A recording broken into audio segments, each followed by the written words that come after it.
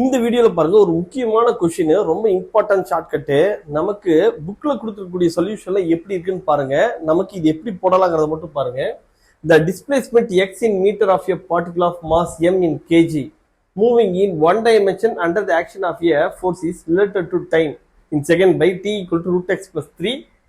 The displacement of a particle when its velocity is 0 will be. அதாவது சிம்பிளா time t க்கும் displacement x க்கு கூடிய ரிலேஷன்ஷிப் என்ன கொடுத்துட்டாங்க, t equal to root x plus 3 கொடுத்துட்டாங்க.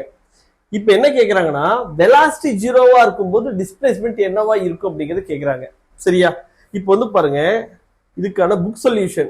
ஃபர்ஸ்ட் t இருக்கு, அதை எக்ஸா மாத்தணும், அதுக்கப்புறம் டிஃபரன்ஷியேட் பண்ணணும், அதுக்கப்புறம் என்ன விஏ ஜீரோவா மாத்தும்போது ஒரு டைம் கிடைக்கும், அந்த டைம் அந்த டிஸ்பிளேஸ்மெண்ட் எக்ஸ்ல சப்ஸ்டிட்யூட் பண்ணி சிம்பிளை பண்ணா ஆன்சர் கிடைக்கும். இது இவ்வளவு பெரிய ப்ராசஸ். இதை நம்ம சிம்பிளா எப்படி போடலாம்னு பாருங்க.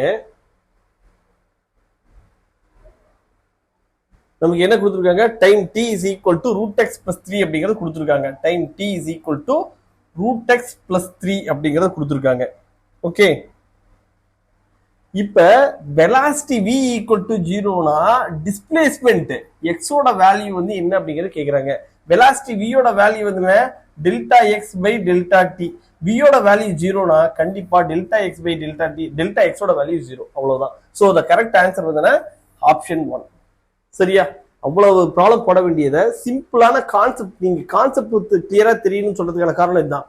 பாருங்க, velocity ஜீரோனா displacement 0. So the displacement of a particle will be 0.